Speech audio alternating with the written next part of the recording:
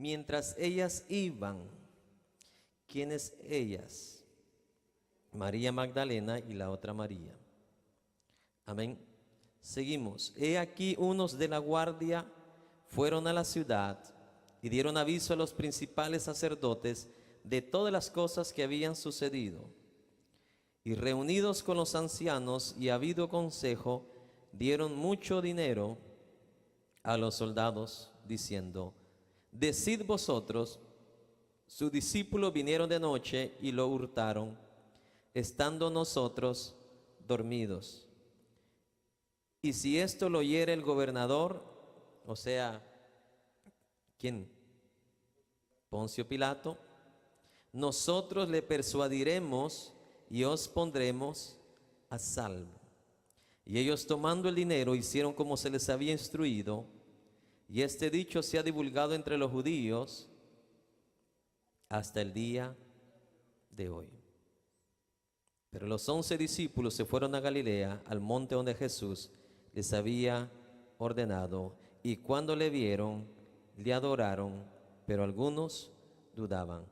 Y Jesús se acercó y les habló diciendo: toda potestad me es dada en el cielo y en la tierra. Todos el 19 y 20. Por tanto, id y haced discípulos a todas las naciones, bautizándolos en el nombre del Padre y del Hijo y del Espíritu Santo, enseñándoles que guarden todas las cosas que os he mandado, y he aquí yo estoy con vosotros todos los días hasta el fin del mundo. Amén. Tome su lugar.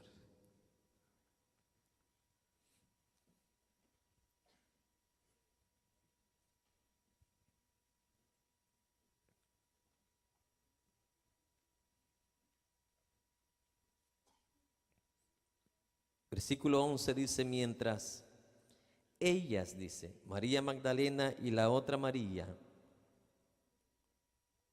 iban, he aquí unos de la guardia fueron a la ciudad y dieron aviso a los principales sacerdotes de todas las cosas que habían acontecido. ¿Qué cosas habían acontecido? ¿Qué cosas habían visto estos guardias? El gran temblor que ocurrió ahí, donde estaba Jesús, y cómo la piedra se sacudió con ese gran temblor, de tal manera que los guardias, dice, quedaron como muertos de terror, de miedo.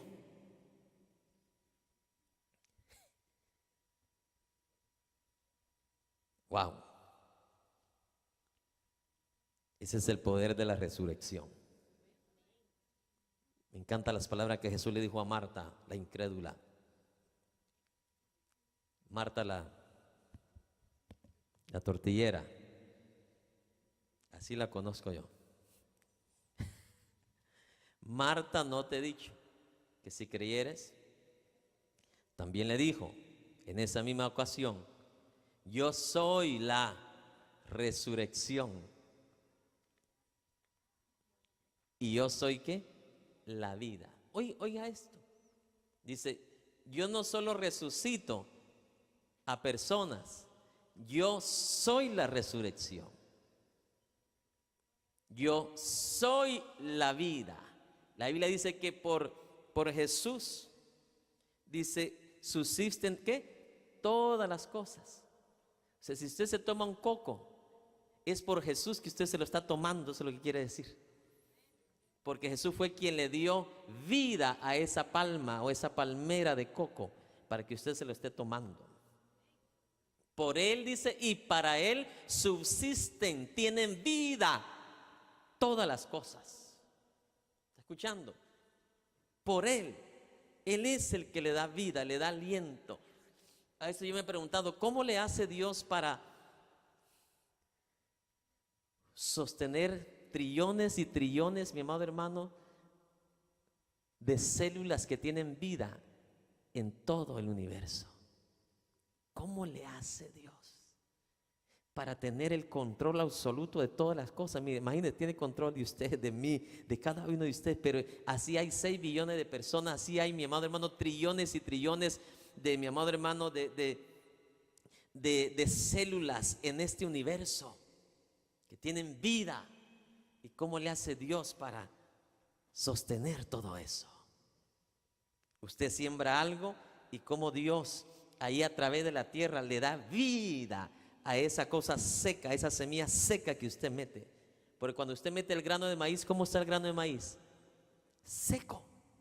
Cuando usted siembra el coco, ¿cómo está la estopa? Seca.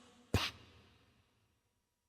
¿Y cómo hace Dios para revertir todo eso que ya está seco? Revertirlo y darle vida. Yo no tengo que descubrir científicamente todo eso. Lo sé, dice Pablo, por la fe. Por la fe yo sé, dice Pablo, que por él y por su mano todas las cosas fueron hechas. En otras palabras, lo que dice Pablo es que solo por la fe se puede entender. Lógicamente, naturalmente, nos quebramos la cabeza.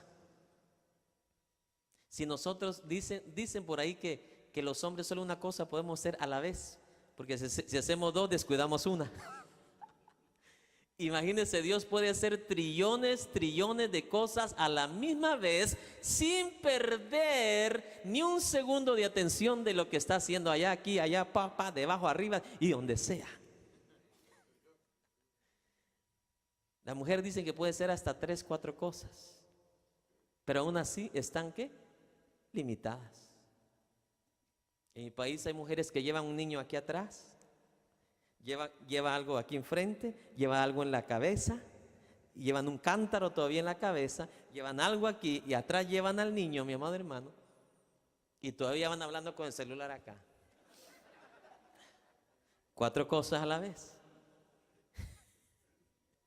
Nosotros si agarramos algo enfrente se nos cae el niño de atrás o el cántaro de arriba. Pero imagínese Dios, trillones y trillones de cosas a la vez y no se le escapa ni un detalle. Imagínense, ya estaba haciendo, ponga atención a eso, ya estaba haciendo las trillones de cosas y de repente por allá, rumbo a Tarsis, alguien se le había salido de su voluntad. Y a pesar de las trillones de cosas que Dios estaba orquestando, mi amado hermano, en el universo y sosteniendo aquí, sosteniendo allá y todo eso, y aún así no se le perdió el detalle de un hombre desobediente. Y hasta para él tuvo tiempo para ponerlo en orden. Solo le bastó 3 días para poner en orden a este muchacho desobediente. Con razón dice aquel coro, ¿verdad? Dios tiene a todo el mundo en sus manos, tiene a todo el mundo en sus manos, tiene a todo el mundo. Es como cuando usted se pone un animalito aquí en la mano, usted lo puede observar, puede controlar todos sus movimientos. Así tiene Dios todo el mundo. Mire, mi amado hermano, no se le escapa absolutamente.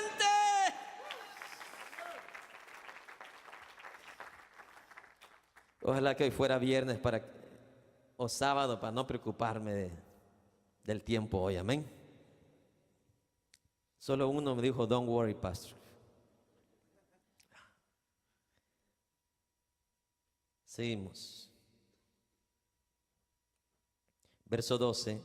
Y reunidos los ancianos, y reunidos con los ancianos, y habido consejo, dieron mucho dinero a los soldados. En otras palabras, los soldados llegaron con los principales sacerdotes y le dijeron, ¿saben qué? Ya no hay nadie en la tumba. Pero ¿cómo?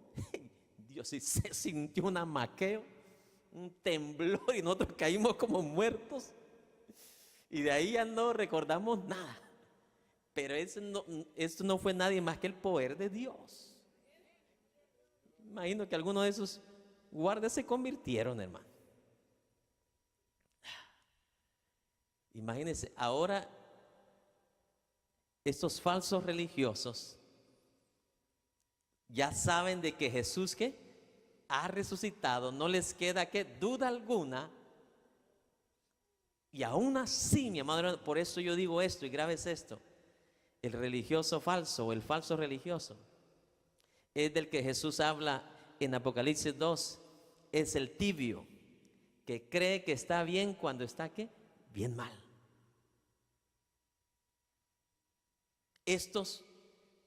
A esta clase de principales sacerdotes, fariseos, saduceos, escribas, Jesús le manifestó toda su deidad y su poder, ¿sí o no? Milagros sobrenaturales. No creyeron en él. Le dijeron que por el diablo es que hacía todos los milagros. Ahora se dan cuenta que la profecía de Isaías se cumplió en él. La profecía de los profetas se cumplió en él, que solo un ser humano, primer ser humano, que muere y resucita conforme la palabra del Señor. No les queda a ellos ninguna duda de que Jesús era el Mesías. Pero mira hasta dónde es la falsedad. Así son las religiones falsas, que aunque sepan dónde está la verdad y cómo es la verdad, ellos se aferran a su falsedad y a su mentira. Prefieren un tizón, mi amado hermano, que el Dios de los cielos. Prefieren adorar una calavera que al Dios del universo. Es triste. Pero esto es lo que veo con esta gente. Los policías llegan y le dicen, ¿saben qué? Ese hombre era Dios. Era el Hijo de Dios. Lo que ocurrió ahí no ha ocurrido nunca jamás. Y me imagino lo que los principales sacerdotes le dijeron, mira, te vas a callar la boca de todo lo que estás diciendo. De aquí para afuera no van a decir que nada de lo que ustedes vieron o no vieron. Y es más, mira, aquí está el dinero. Con esto no van a decir una palabra más de lo que ustedes fueron testigos. Pero que sí, habían más testigos. Las mujeres que estaban ahí y vieron al ángel. Imagínense, con dinero sobornaron a estos guardias para que callaran la verdad y hablaran, ¿qué? Mentira. ¿Cuál era la mentira que se inventaron? Vamos a leer.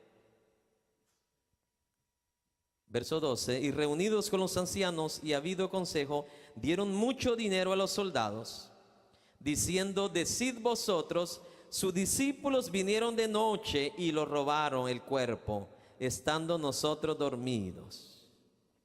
Y si esto lo oyere el gobernador Poncio Pilato, nosotros le persuadiremos y os pondremos a salvo. Nosotros nos vamos a encargar de que a ustedes no les pase nada. Y ellos, tomando el dinero, hicieron como se les había instruido. Este dicho se ha divulgado entre los judíos hasta el día de hoy. ¿Cuál dicho? La mentira de los soldados. ¿Sabe usted que en nuestro contorno se riegan más las mentiras que las verdades? Es lo triste. Al mundo se le hace más fácil creer una mentira que una verdad.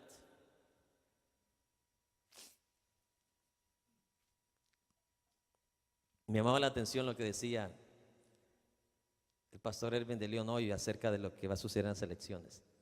Son pocos los hombres sabios que saben más allá de lo que Univisión, Telemundo y las demás cadenas no te van a decir la verdad. Porque todas esas cadenas, usted sabe que le dan mucho dinero, igual como los soldados, para callar la verdad y para hablar solo lo que les conviene decir. Y es obvio, yo como ministro, si hablo esto, me tiro un montón de latinos encima, porque los latinos van por los papeles. ¿Sí me explico? Pero no van por la verdad. Y ahí me importa la verdad, porque solo la verdad nos hace libres. Yo jamás votaría por aquello, mi amado hermano, que va en contra de la moral de Dios. Si alguien está a favor de destazar un bebé antes de nacer, a un día de nacer, prefiero a otro demonio más que a otro demonio como ese, que esté a favor de destazar y deshacer la vida de un bebé, aún días antes de nacer. Eso va contra Dios. Ni uno de los dos me gusta, pero como soy ciudadano tengo que votar es mi derecho. ¿Está escuchando? Si no votamos, entonces la balanza se va a inclinar con aquellos que están a favor de todas estas cosas que Dios está en contra. Pero esto es lo que hicieron los principales sacerdotes con el dinero. ¿Qué hicieron? ¿Callaron qué? La verdad. En todos los países usted se va a dar cuenta que es lo mismo. Los medios de comunicación no te dicen la verdad.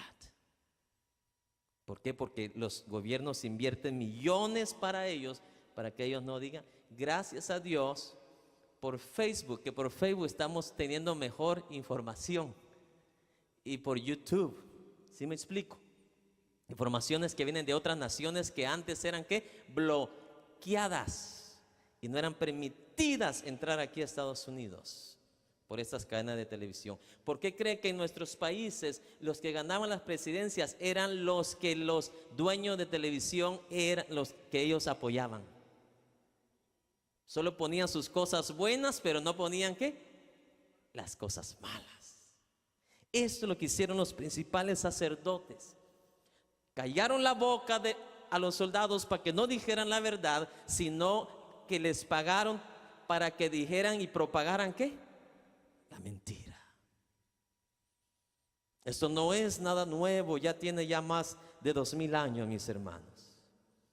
Como dice un dicho allá en el mundo, con dinero hasta el perro baila, ¿verdad? Es triste, pero eso es lo que está sucediendo. Y nosotros nos dejamos llevar por unas mentiras que nos están vendiendo. Le vamos a dar papeles, 8 años y no ha habido nada de papeles. Y todavía seguimos creyendo nosotros que van a dar papeles. ¿Está escuchando?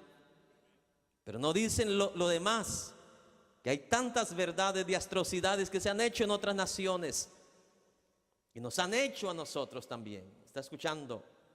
Nuestros países los han agarrado para experimentos químicos, biológicos, y eso no lo han dicho las cadenas de televisión, porque pierden sus millonadas por año que les dan.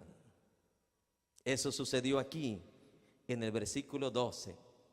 Hubo mucho dinero para los soldados para que no propagaran la verdad. Estos soldados bien hubieran sido, mi amado hermano, buenos y grandes evangelistas.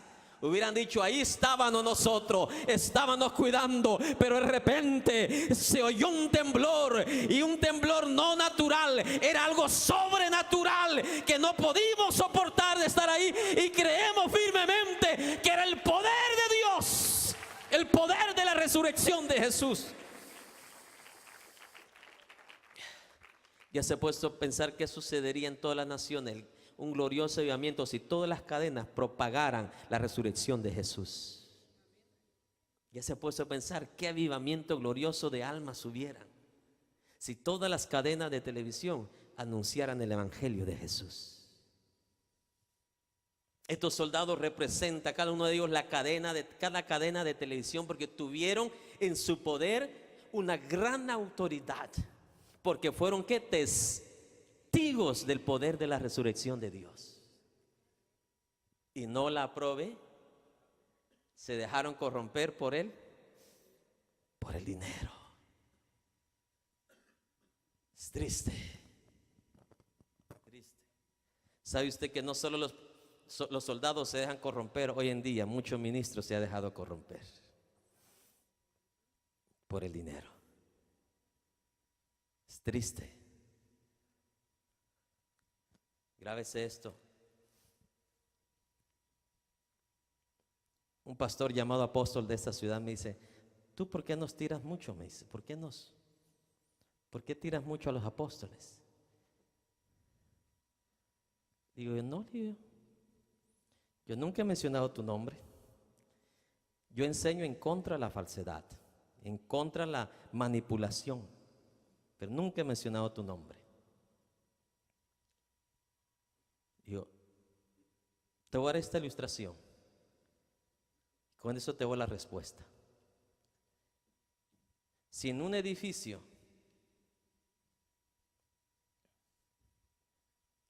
hay bastante gente adentro y usted está en otro edificio bien alto y usted ve que desde allá, desde el cuarto piso donde usted está, por la ventana, usted está viendo que el edificio el techo está empezando a agarrar fuego y nadie de los de adentro se ha dado cuenta. Y usted está viendo y observando eso y nadie de adentro de ese edificio se ha dado cuenta que el techo está agarrando fuego. ¿Usted qué hace? ¿Ignora como que nada va a pasar? ¿O va a anunciarles a esa gente que se van a quemar si no salen de ahí, de ese edificio? Esa es mi labor.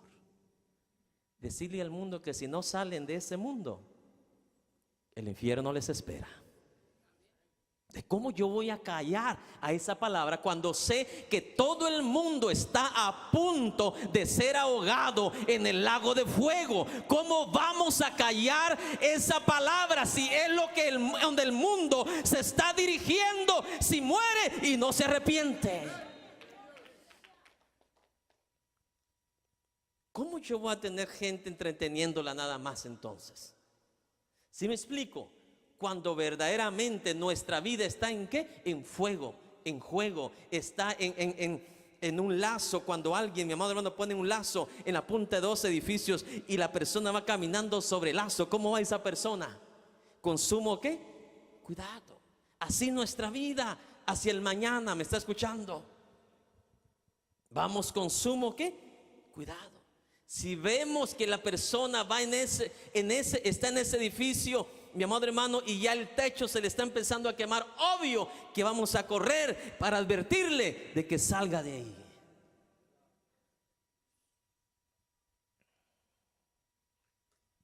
Seguimos. Verso 15. Y ellos, tomando el dinero, hicieron como se les había instruido. Y este dicho se ha divulgado entre los judíos hasta el día de hoy. El libro de Mateo se escribió aproximadamente en el año 63 después de Cristo. Entonces, 30 años después, que es el año en que Mateo está escribiendo el libro de Mateo, 30 años después de que Jesús ya había resucitado, eso es lo que Mateo está diciendo. Hasta el día de hoy, 30 años después de que Jesús resucitó, todavía se sigue corriendo esta mentira. Amén. Siendo que los discípulos fueron testigos de la resurrección de Jesús. No es que estaban ahí, pero en el mismo día se les apareció a ellos. ¿Me está escuchando? Entonces Mateo está diciendo, hasta el día de hoy, 30 años después, todavía siguen con esa mentira. Amén. ¿Sabe usted cuántas mentiras se han inventado las religiones falsas?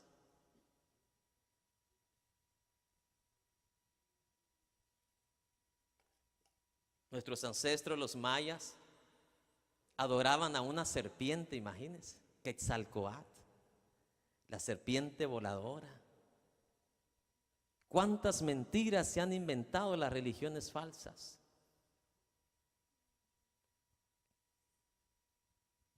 Si empiezo a hablar, no termino hoy acerca de esto. Pero es la realidad.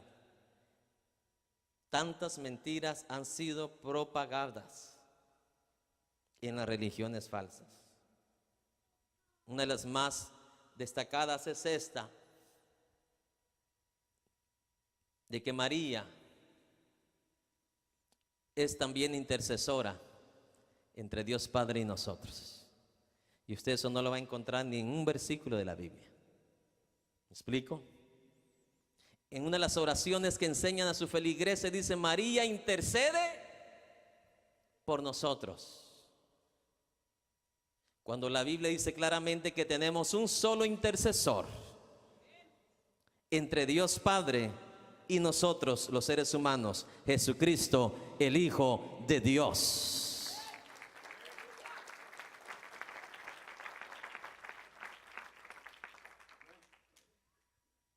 ¿Cuántas mentiras, mi amado hermano? Como dice Mateo, 30 años después de la resurrección de Jesús, hasta el día de hoy se sigue propagando ¿qué? Esta mentira. Hoy hay ciertas mentiras de religiones falsas que se siguen propagando hasta el día de hoy, de más de 700, 800, 1000 años, 1500 años. Mentiras que se han estado propagando, mis amados hermanos, donde personas todavía siguen viviendo en el pacto viejo o en el viejo pacto, donde personas van y, mi amado hermano, y le tienen que confesar a un ser humano todos sus pecados, cuando la Biblia dice que al que tenemos que ir, dice Jesucristo en el libro de Mateo, en la oración, Padre nuestro, es a Él a quien usted va a orar y va a confesar sus pecados y arrepentirse de ellos.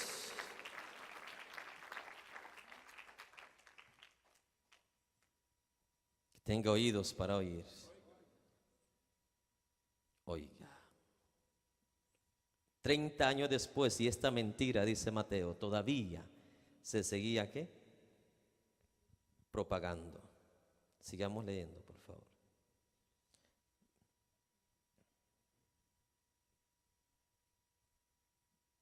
Verso 16. Pero los 11 discípulos se fueron a Galilea, al monte donde Jesús les había ¿qué? Ordenado. Y cuando le vieron, leamos el 16. Hay algo muy lindo que queremos hablar ahí. Pero los 11 discípulos, leámoslo todos.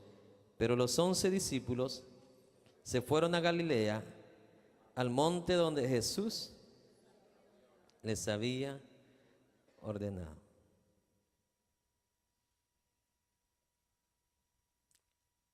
Desde aquí, desde el versículo 16 al versículo 20, mi amado hermano, encontramos los elementos de la misión de la iglesia por parte de Jesucristo.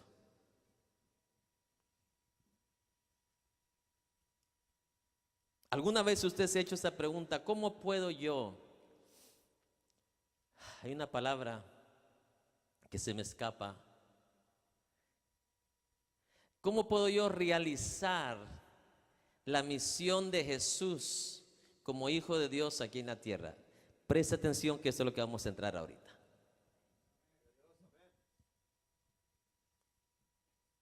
Porque hoy en ciertos códigos, instituciones de iglesia dicen misión de la iglesia y tienen como 40 cosas. No, aquí Jesús habla la misión de la iglesia de parte del mero mero.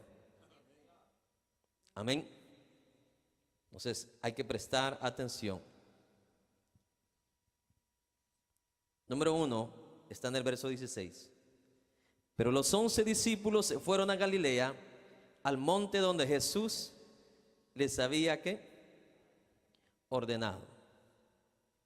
En otras palabras, el primer elemento, mi amado hermano, para cumplir verdaderamente la misión de Jesús para nosotros, la iglesia del Señor, es estar donde Jesús nos dice que debemos de estar. Jesús les dijo, váyanse ¿a dónde? A Galilea. Váyanse a Galilea y ahí nos vamos a encontrar. Ahí vamos a tener ¿qué? Un meeting, vamos a tener un encuentro, ¿me está escuchando? Ahí vamos a tener una reunión.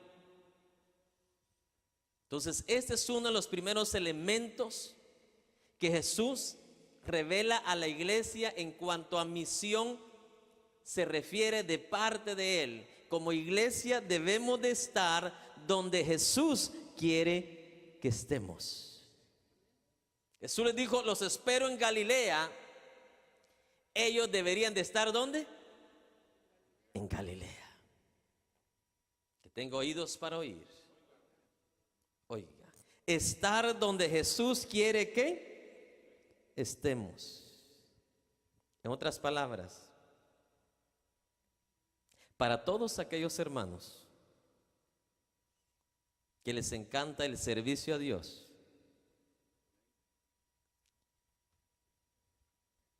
La mayor y la más grande, mi amado hermano, habilidad de un hijo de Dios como iglesia del Señor es la disponibilidad.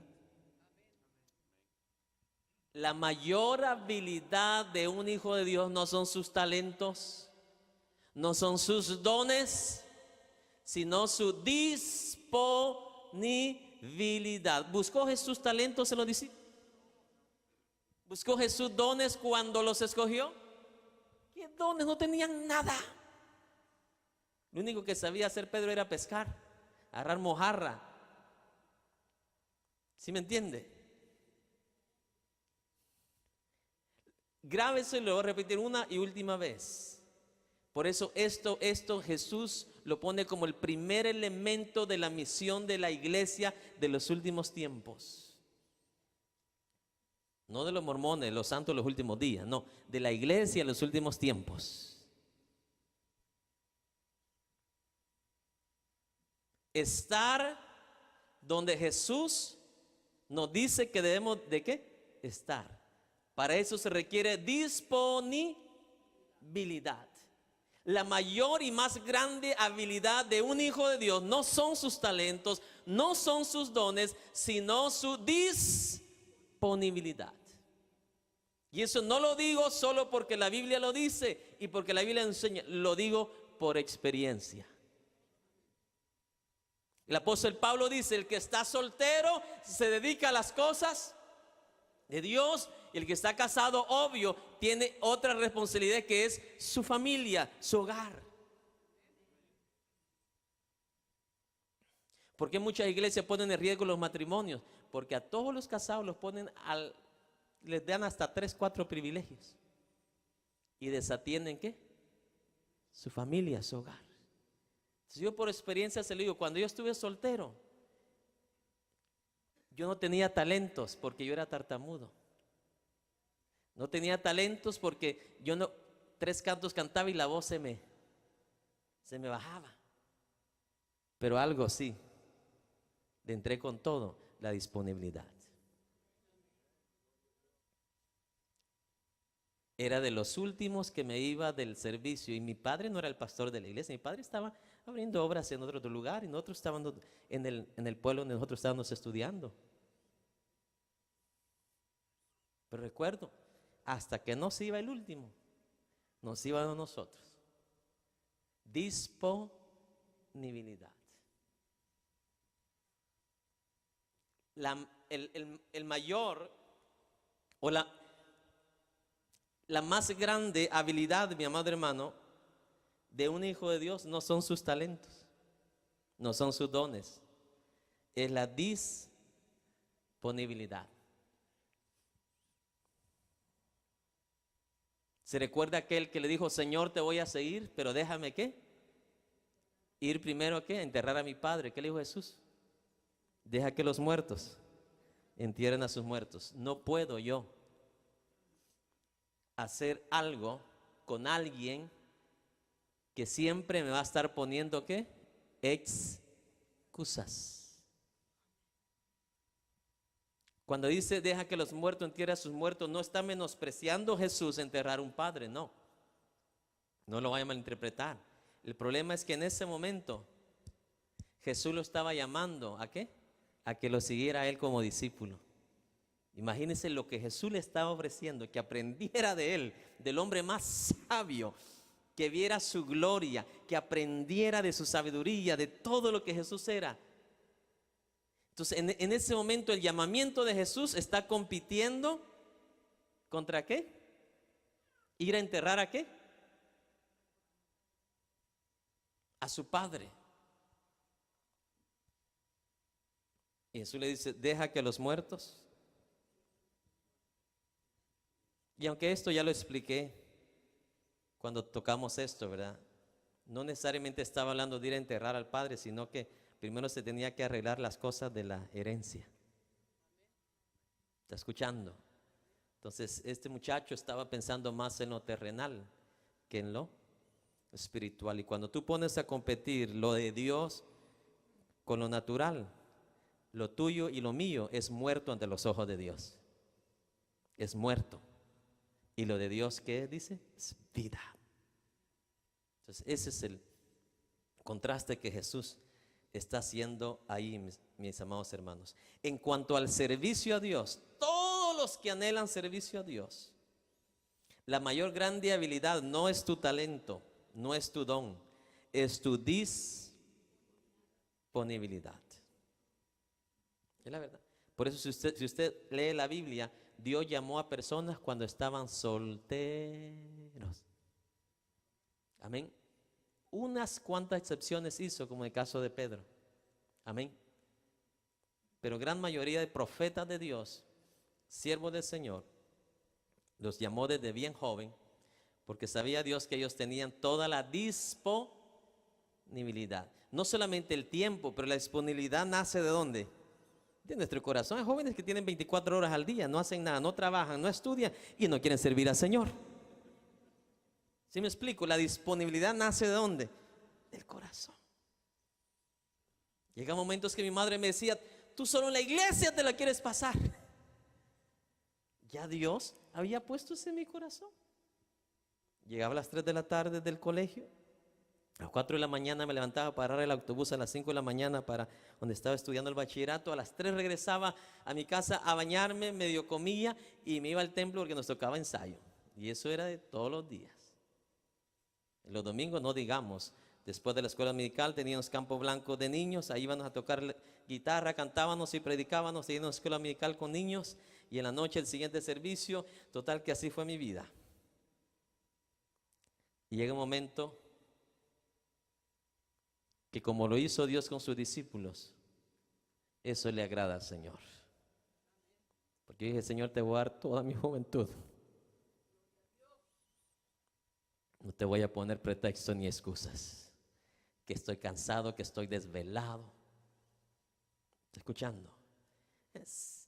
Yo nunca tuve la oportunidad como gente de ir a los bailes hasta las 2, 3 de la mañana, pero sé lo glorioso que es estar cuando estás haciendo algo para Dios, estar hasta las 2, 3 de la mañana es glorioso. Si el mundo siente gozo, siente alegría, estar allá en ese mundo, mi amado hermano, bien peligroso y todo eso, cuánto más nosotros que sabiendo que lo que hacemos, lo hacemos para Él y solo para Él, para la gloria y solo para su honra.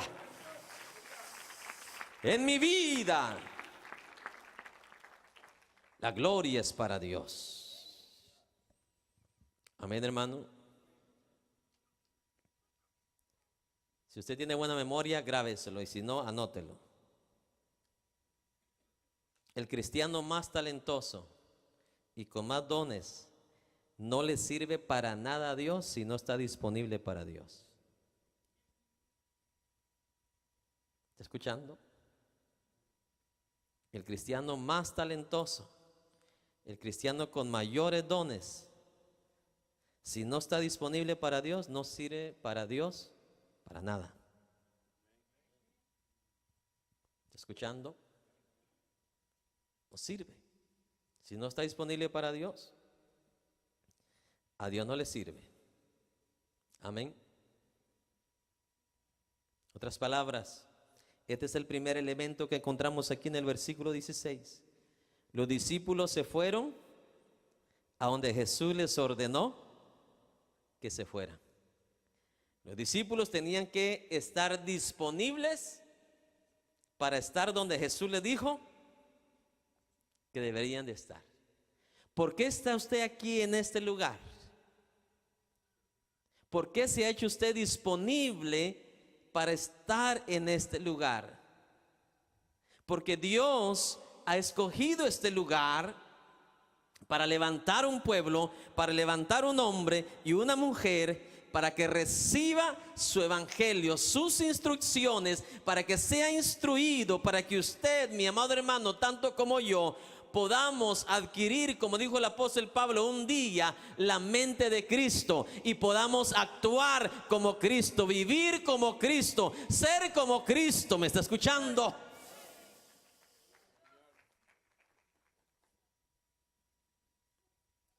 Por eso usted se ha hecho disponible para estar aquí en este lugar.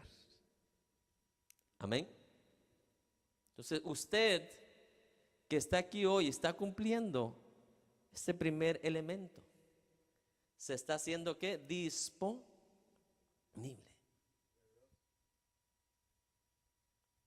Aquel que pone, bueno, es que mis hijos van a la escuela, yo lo entiendo, en lo natural, en lo espiritual, ¿no? Porque tantos ellos como yo también tenemos hijos. Amén.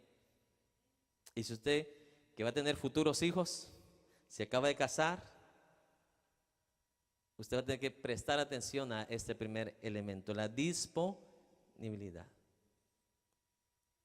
Casi en todo tema se abusa también, quiero aclarar esto. Entonces mucho ministro puede agarrar lo que yo estoy enseñando y ponérselo y dice, ya ve, hay que estar disponible, así que los quiero aquí los 7 días. No estoy hablando de eso. ¿Sí me explico? Porque casi en todos los temas se abusan y usan el texto o el contexto para manipular a las personas. Mi deseo, mi anhelo no es manipularlo a usted, es simplemente decir las cosas tal y como Jesús las está explicando, mi amado hermano. Y el balance nos lo da la palabra del Señor. Amén. Aquí la cuestión es discernir que en qué momento, qué día, grábese esto, es la voluntad de Dios. Y usted discierne por el Espíritu que verdaderamente Dios lo quiere ahí. Y si usted discierne por el Espíritu que Dios lo quiere ahí, entonces usted se tiene que hacer disponible para ese día. ¿Está escuchando? Pero hay quienes que por ley, por colectar ofrenda los 7 días hacen servicio. Es la verdad. Y piensa que por tener 7 días a la semana eso los va a tener más cerca de Dios. ¿Y qué versículo usan? Un solo versículo que hay en la Biblia, en el Nuevo Testamento. ¿Cuál? El de Hechos. Y estaban, ¿qué dice? Todos los días en las casas compartiendo ¿qué? El pan y estudiando, orando, estudiando la palabra del Señor. Ya ven, hay que ir al templo todos los días. Hermano, ya habían más de 80,000, más de 100,000 cristianos y solo un templito. No iban todos a la vez. Tenían que turnearse. Leemos el texto, pero no leemos el contexto histórico. ¿Está escuchando? ¿Dónde va? Como en el templo de la Hermosa no cabían, mi amado hermano, ni 1,000 personas. Entonces las personas tenían que turnearse, no solamente para sus servicios, para aquellos que tenían grandes necesidades, grandes persecuciones y querían ir a orar al templo de Dios, hasta ellos tenían que turnearse. En el caso de Pedro, cuando no estaba en su casa, tenía también que agarrar un turno en el templo para ir a orar, cuando estaba fuera de su casa. ¿Está escuchando? Entonces, pero de un texto hacemos una doctrina sin base y sin nada. ¿Está escuchando? Imagínense si yo les dijera que Daniel nunca fue a ningún culto, a ninguna iglesia, y fue uno de los hombres más santos, uno de los hombres más obedientes y fieles a Dios. El que tenga oídos para oír. La verdad, hay que hablar a la pareja. ¿Por qué hoy nosotros sí necesitamos venir a la casa de Dios? Número 1, porque tenemos el mejor pacto ahora. Lo que ni Daniel tuvo, ni los profetas tuvieron. Las enseñanzas que van a ayudar a la iglesia del Señor a pulir su vida, a instruir su vida para la venida de nuestro Señor Jesucristo. Jesús mismo dijo: escudriñad las Escrituras, porque en ella encontraréis la vida eterna.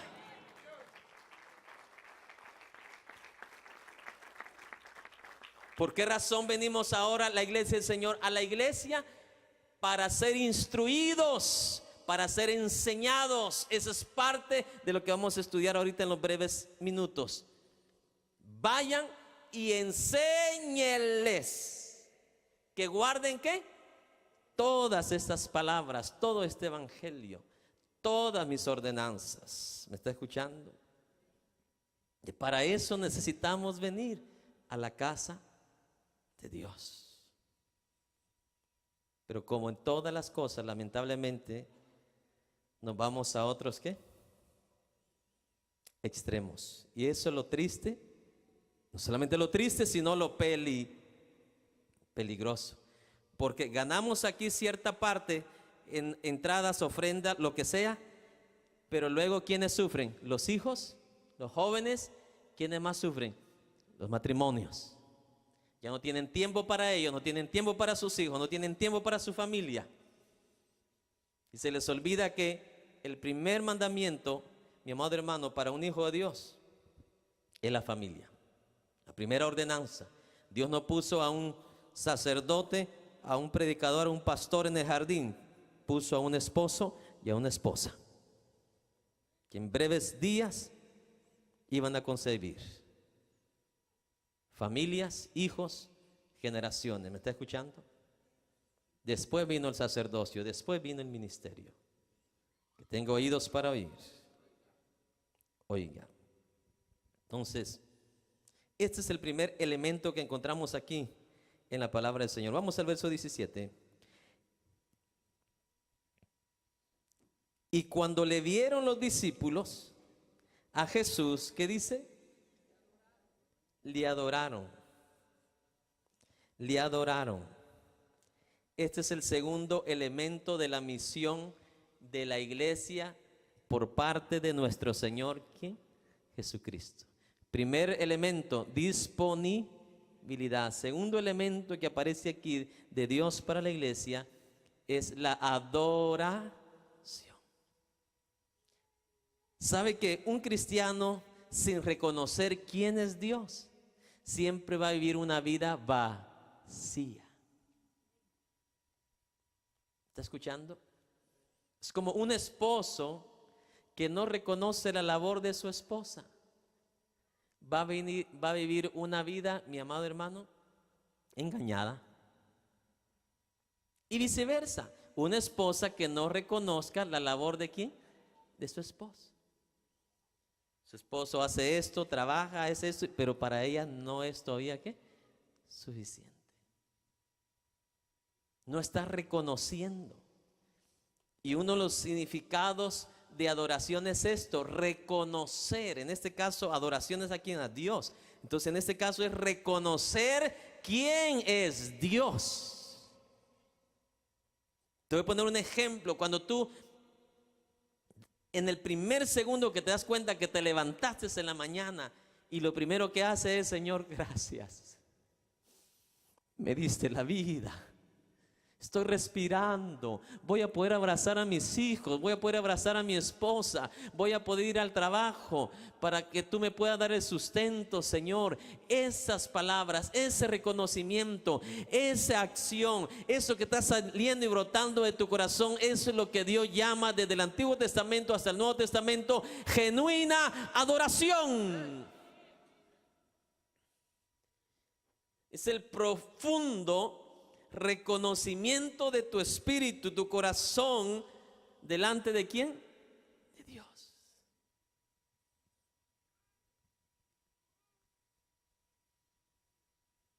Es un elemento que no debe, mi amado hermano, de faltar en ¿quién? En un hijo, en un hijo de Dios.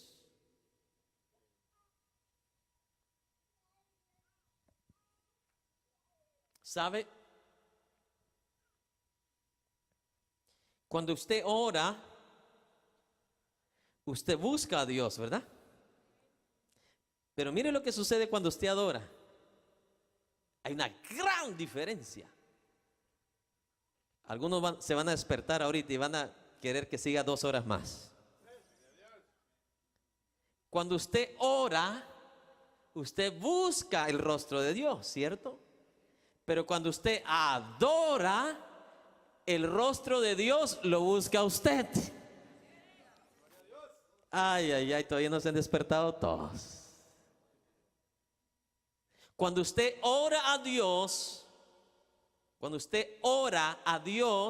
usted busca el rostro de Dios.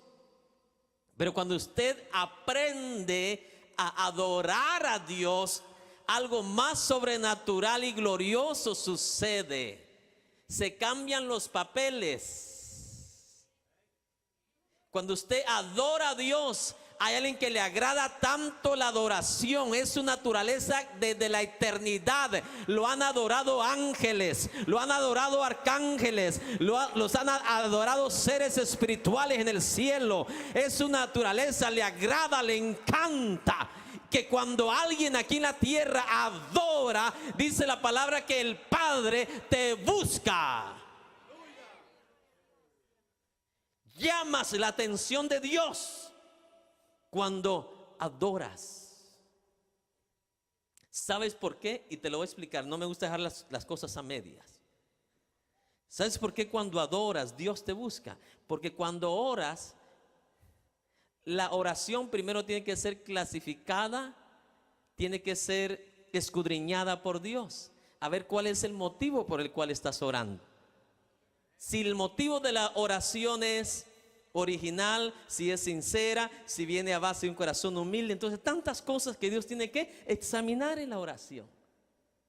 ¿Sí me explico? Muchos oran porque ya la tuerca y el tornillo lo tienen bien apretado, pero su oración no es genuina. ¿Sí me explico? Su oración se vuelve una oración convenenciera. Solo cuando tienen el tornillo atravesado oran a Dios. Y cuando están bien, como que si fueran dioses que no necesitan buscar el rostro del Señor. Pero en cambio la adoración solamente lo puede hacer alguien que reconoce quién era Dios, quién es Dios, quién sigue siendo Dios. Eso es lo glorioso de un adorador. Amén. Que tenga oídos para oír. Por eso es que cuando alguien adora a Dios, llama la atención de Dios. Jesús lo confirmó allá en el libro de Juan. Mi Padre busca ¿qué? Anda buscando, anda buscando. O sea que Dios puede estar haciendo un montón de cosas, y cuando alguien aquí le está reconociendo,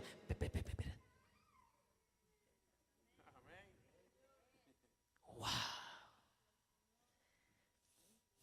No dice así Apocalipsis. Imagínense que cuando le están adorando a Dios, hermano, nada de que personas están volando ahí papalotes y barriletes. Toda la atención en el momento de oración, toda la atención es para ese Dios que está sentado en el trono y al Cordero Jesucristo. Dice, a ese Dios es toda la atención. Entonces ese es el corazón del verdadero adorador. Mira, usted puede estar en medio de un freeway de 40,000 carros, pero usted, aparte que va concentrado en lo que usted está viendo, usted en su espíritu va agradeciendo a ese Dios que lo va guardando en ese freeway, va adorando a Dios y le dando gracias porque le pudo dar la oportunidad de salir al trabajo, a salir a hacer lo que tiene que hacer, etcétera, etcétera.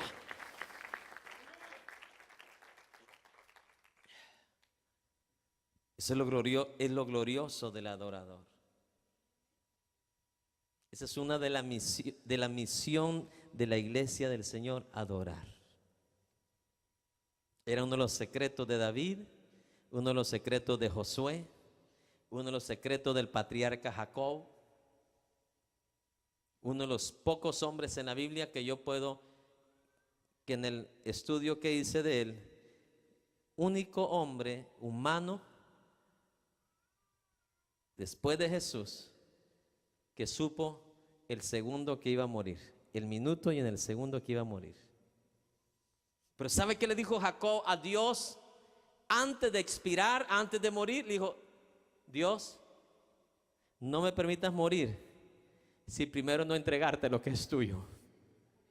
Dice la Biblia, y Jacob adoró a Dios y luego expiró.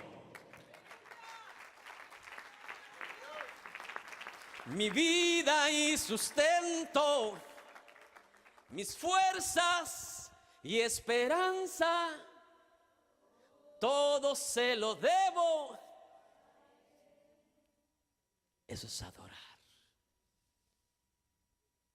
adorar, reconocer a Dios.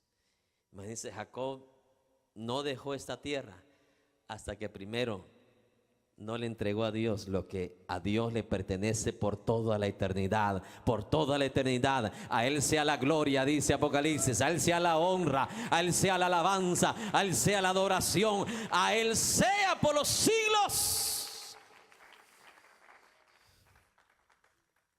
Gloria a Jesús.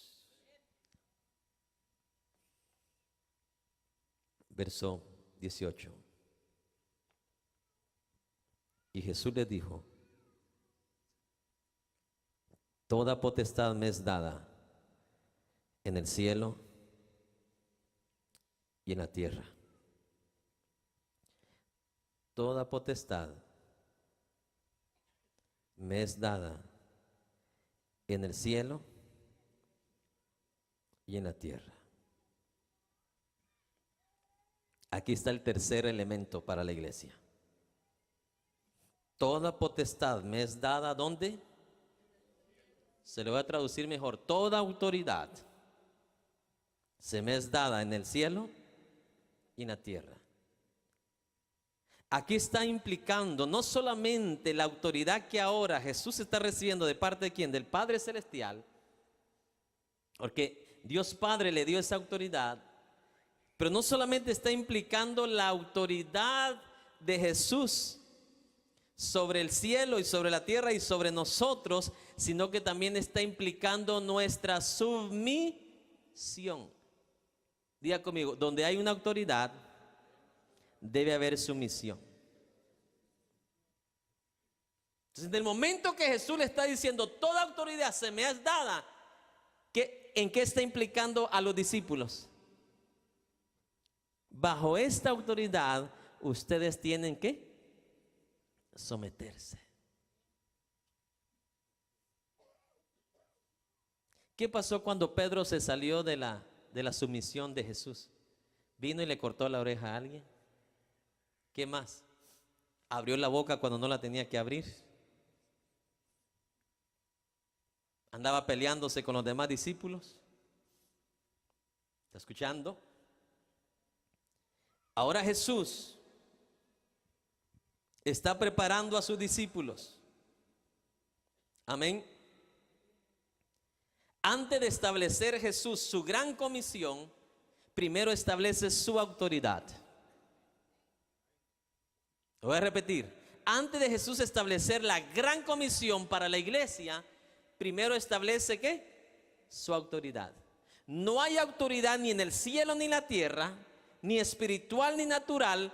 No existe tal autoridad si no hay bajo esa autoridad ¿qué? Una sumisión. ¿Qué fuera de los policías si nadie de nosotros le hiciéramos caso? ¿Sabe usted por qué todos estos casos que están sucediendo hoy en día de marchas en contra de los policías y todo eso? Porque la gente no quiere someterse a la autoridad. Y le venimos echando la culpa a los policías. Cierto que no son perfectos, pero gran parte de esos problemas es porque a los hijos no se les está enseñando a someterse y obedecer a las autoridades. Aunque no digan amén. ¿Qué le dice? Si tu maestra dice algo, no te dejes. Eso no es lo que dice la Biblia, eso no es lo que dice Romanos. Hijos, obedeced a vuestras autoridades, porque toda autoridad terrenal, dice, ha sido delegada por Dios. No hay autoridad terrenal si no es impuesta por Dios. Cuando usted obedece a un policía, usted está obedeciendo a Dios. Cuando usted desobedece a un policía, usted está desobedeciendo a Dios. ¿Quiere que le confiese algo que pasó el día de ayer? Ni mi esposa lo sabe porque tantas cosas que suceden que no me queda tiempo para contar todo. Y como sé que aquí no hay chismoso, no lo van a decir.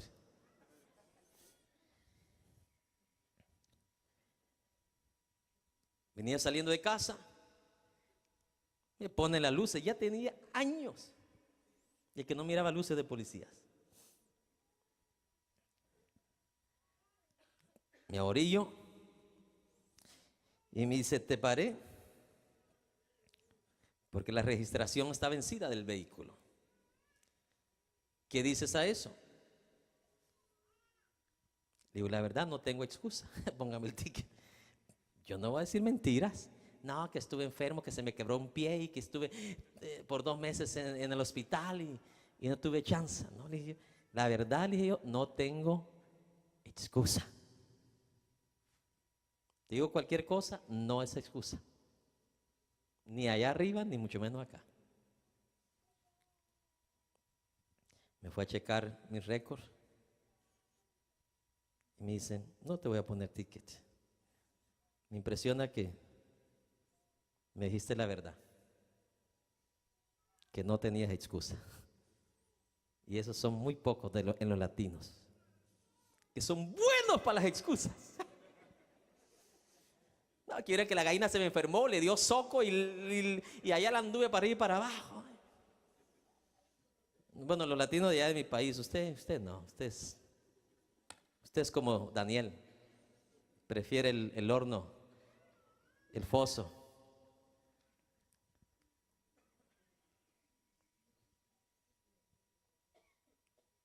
Es lo que hace Jesús aquí.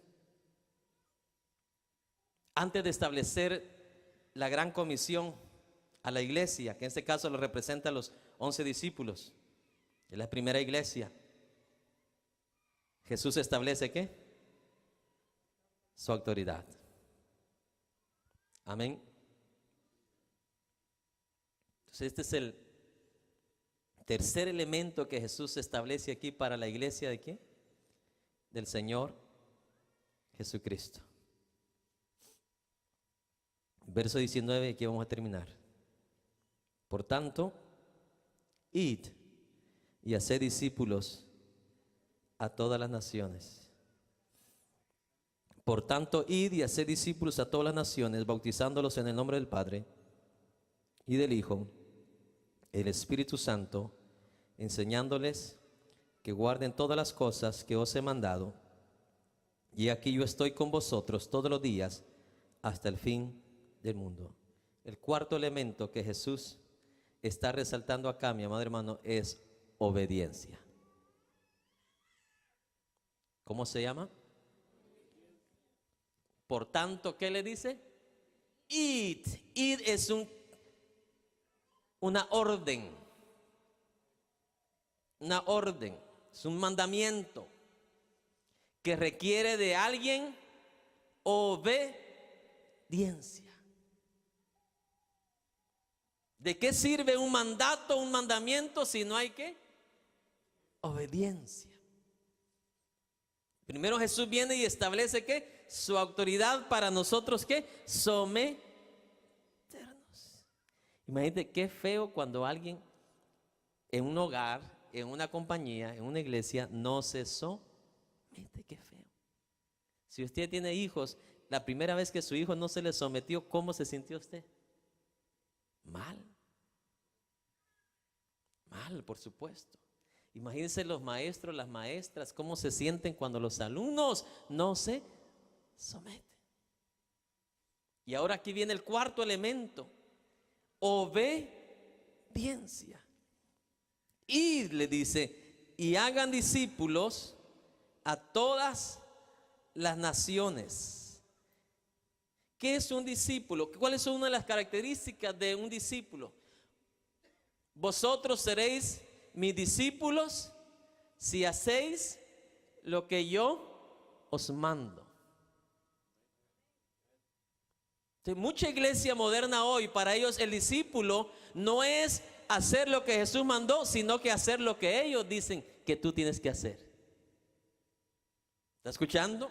Esa es la gran diferencia o la manipulación, porque convierten a gente en discípulos porque completaron un manual. ¿Sí me explico? Un manual de estudio de parte de ellos, un manual que va diseñado para conveniencia de ellos, un manual que va diseñado como una compañía de pollos para que esa granja crezca lo más pronto posible, sin la guianza del Espíritu Santo, sino que por manipulación, por estrategias humanas, como hacen las compañías en esta tierra para crecer. No necesitan el Espíritu Santo. Simplemente son estrategias ¿qué? Humanas. Que tenga oídos para oír. Convierta a alguien a como dé lugar. aunque el Espíritu de Dios no vaya ahí. ¿Me explico? Es como que alguien haga la confesión de fe sin recibir a Jesús como Señor.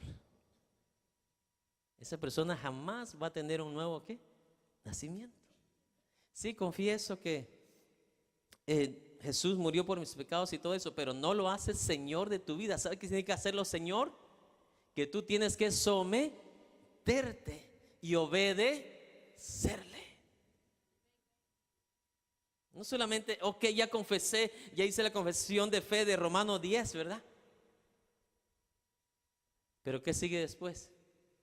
Dice que Jesús es el Señor, que Jesús es el Señor. Cuando lo declaro Señor, entonces yo me estoy ¿qué? Sometiendo. Y eso es lo triste, porque eso no se enseña. En muchas iglesias se enseña sometimiento solamente al hombre, pero no a Dios y mucho menos a su Padre.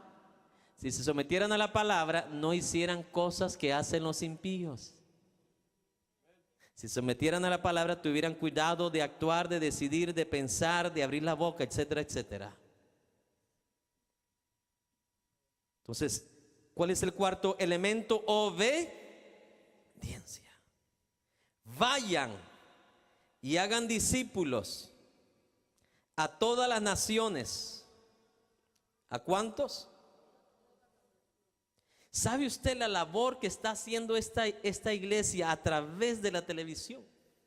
¿Cuánta gente por primera vez que está siguiendo la secuencia de las enseñanzas de Jesucristo en los evangelios, por primera vez en la vida ha encontrado el propósito de Jesús para su vida y lo que Dios quiere para su vida? Eso es hacer discípulos, enseñar. ¿Qué enseñar? Lo que Jesús enseñó a sus discípulos.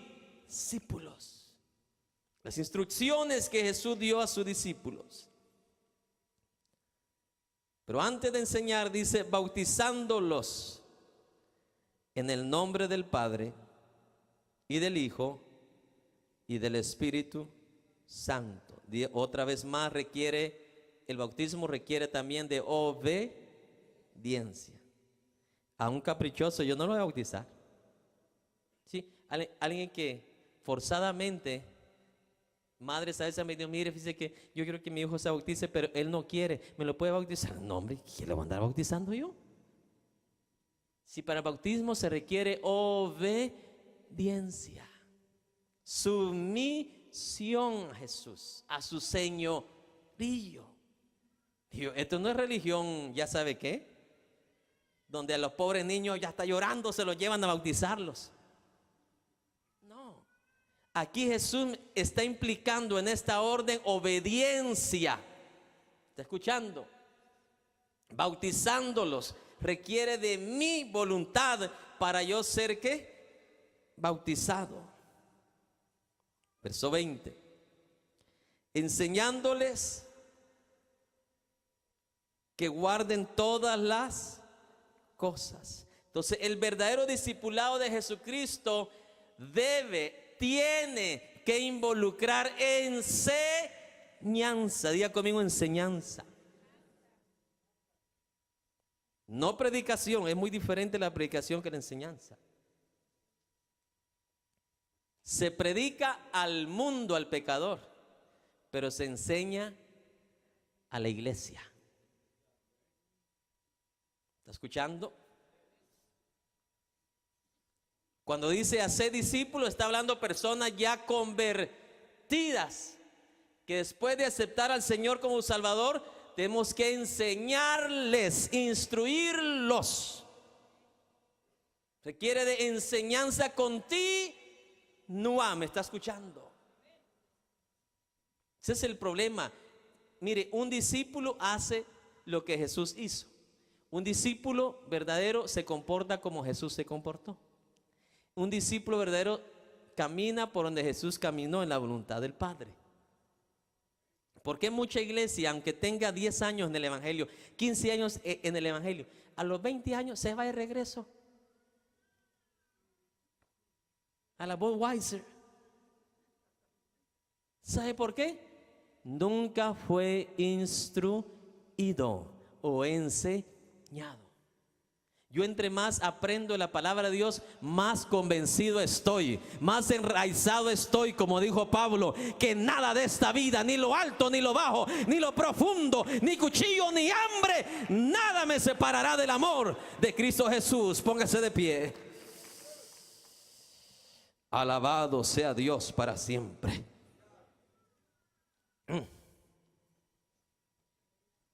La gran comisión involucra ¿qué?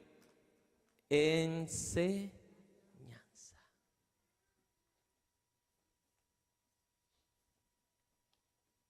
Enseñanza. ¿Sabe qué me da tristeza a mí hoy en día, la crisis de la iglesia hoy en día?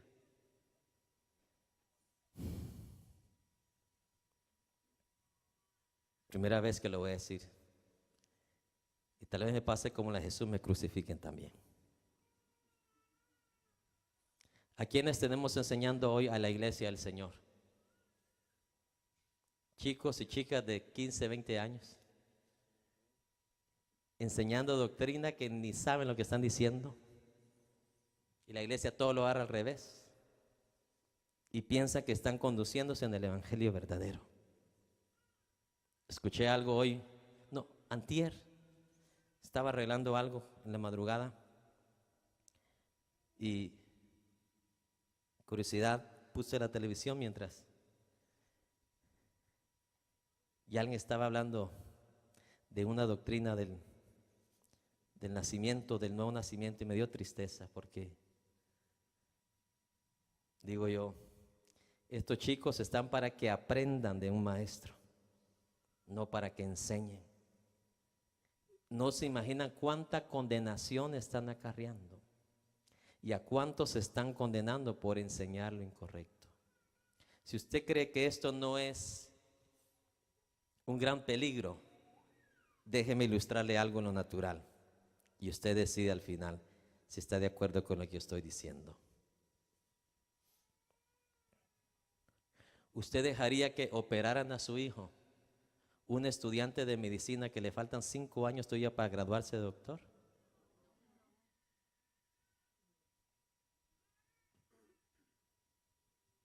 ¿Verdad que no? Ni aunque el estudiante para doctor le diga, por favor, le doy $100. ¿Aún así usted le permite? Ya ve, la gente natural es más sabia que los hijos de Dios espirituales. Porque la gente natural no permite eso. Oh, pero la iglesia sí lo permite. Le están metiendo insulina cuando le debían de dar, ¿qué es? Aspirina. Y cuando le debían dar aspirina, le están dando, mi amado hermano, mentiolato. La iglesia no lo ve mal.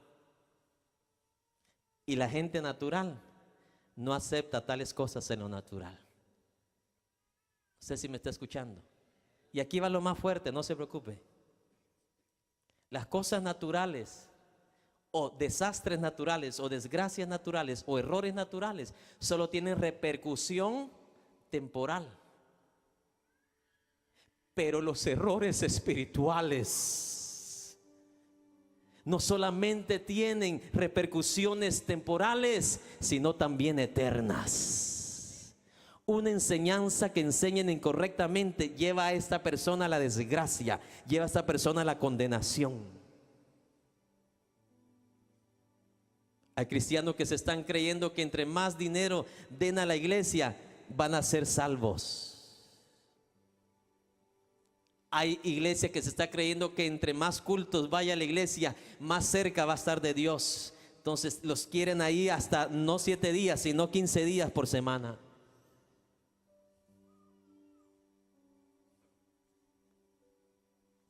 Pero cuando sus hijos se le van a las drogas, sus hijas terminan embarazadas, ¿cómo esconden el rostro? Y entre comillas, ¿qué usan? Bueno, fue la voluntad de Dios. Déjeme decirle, esa no fue la voluntad de Dios. Yo en mi Biblia encuentro que la voluntad de Dios es buena, es agradable y es perfecta. ¿Sabe qué significa? Que si haces la voluntad de Dios, obedeces a Dios, nada de eso te va a pasar. No, lo voy a repetir una vez más. Si eres obediente a Dios, sumiso a Dios, a su palabra, a su mandamiento, nada de eso debería de pasar. Un hijo obediente soltero no va a ser un padre sin casarse, porque como obediente va a esperar hasta el día de su matrimonio. Una hija obediente a Dios no va a terminar embarazada sin ser casada primero. Entonces, todas los sinsabores,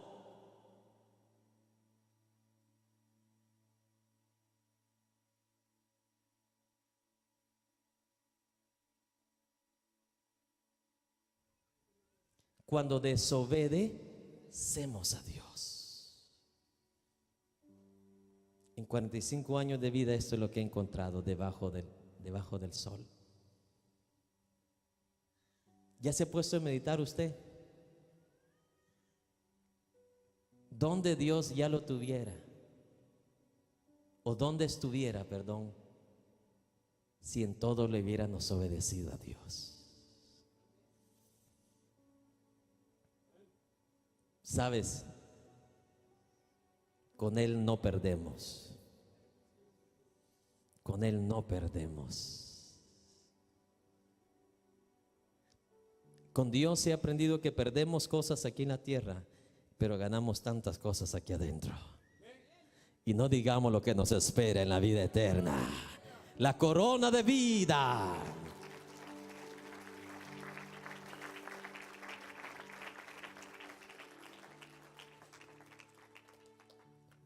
En mi vida creciendo niño, adolescente y joven, vi cómo otros jóvenes se dieron el deleite de la vida en la libertad o el libertinaje, desobedeciendo aún a sus padres, a sus madres. Pero en breve resumen puedo decir que aunque en mi vida creciendo se me limitaron de tantas cosas que el mundo, los jóvenes disfrutan hoy en día, pero sabe, hoy puedo decir que cada minuto de mi vida somos los seres humanos más felices, porque Dios, al pasar los años, a los 20 años después, a los 30 años después, te demuestra que no hay nadie como Dios, no hay nadie como el Señor. Y mire el final del versículo, dice: y aquí yo estaré con vosotros todos los días, hasta el fin de ¿qué? Del mundo. Estaré ¿qué? Con vosotros hasta el fin del mundo. ¿Hasta dónde? Hasta el fin. Aquí va la conclusión. ¿Con quiénes va a estar Jesús hasta el fin del mundo? Ya se les olvidó los 4 elementos. Los que tienen que estar donde Jesús los manda a estar. Los que van al lugar donde Jesús los manda a ese lugar. Número 2, los que viven una vida de adoración. Vas al trabajo, llegas al trabajo, regresas a casa: Señor, gracias porque voy a ver a mis hijos, a mi esposa. Qué honor tan grande. No sé si hay hombres aquí que le dan gracias a Dios por eso. Ver esos ojos de esos niños, esos ojos, aunque mire, se porten como se porten, pero sabe, ellos tienen un gran futuro si hacemos lo correcto con ellos. Un gran futuro si los amamos en vez de despreciarlos. ¿Con quiénes Jesús va a estar hasta el resto de tus vidas? Número 3, con los que se sometan, sean humildes, sean sencillos, sean mansos. Solo el manso se puede someter. Y número 4, los que obedezcan a Dios. ¿Te das cuenta? Muy diferente lo que cuando yo era niño me decían. ¿Cuántos creen que Dios está con nosotros? Amén, decían todos. Y entre ahí habían cabritos. Pero Jesús es muy claro en su enseñanza. Él va a estar. ¿Con quiénes? con los que están en el lugar donde Jesús les manda donde estén, con los que aprenden a vivir una vida de oración, con los que se someten en humildad, se someten en mansedumbre. Y número 4, los que van a obedecer a Dios en todas sus enseñanzas y en toda su palabra. ¿Cuántos anhelan que de aquí en adelante el Señor esté con ustedes? El Señor esté con ustedes. Oremos en este precioso momento. Ora a Dios ahí donde tú estás y pídele con todo tu corazón. Dile: Señor, esta palabra yo la recibo. Porque mire, esta no es promesa de Jacob Mirón. Esta no es promesa, mi amado hermano, del alcalde de esta ciudad. Yo no sé si alguien ha pensado en esto. Esta es promesa de Jesús. Él dijo: al tercer día voy a resucitar, y resucitó al tercer día. Entonces esta promesa hay que creerla. Esta promesa hay que recibirla. Esta promesa es viva. Esta promesa es real. Esta promesa es para alguien que está dispuesto hoy a decirle: Señor, yo quiero estar donde tú quieres que yo esté. Señor, voy a aprender, Señor, hoy en adelante a adorarte, a reconocerte. Aún en el dolor, aún en las lágrimas, en los problemas, en las luchas, voy a aprender a adorarte. Voy a aprender a reconocerte, Señor. Y ayúdame, Señor, a someterme, a dejar toda rebeldía, toda necedad. Señor, quiero vivir una vida mansedumbre, una vida, Señor, humilde, una vida mansa, una vida sometida, Señor mi Dios, a toda autoridad de aquí de esta tierra, Señor. ¿Cómo puedes obedecer a Dios si primero no obedecemos aquí en la tierra? Igual como el amor, dice la palabra. ¿Cómo podéis amar a Dios si no amamos a alguien que está físicamente aquí en la tierra? Y por último, obediencia a su palabra, a sus mandamientos, a sus enseñanzas. Y luego viene el regalo, la promesa: he aquí, yo estaré con vosotros hasta el fin, hasta el fin, hasta el fin del mundo.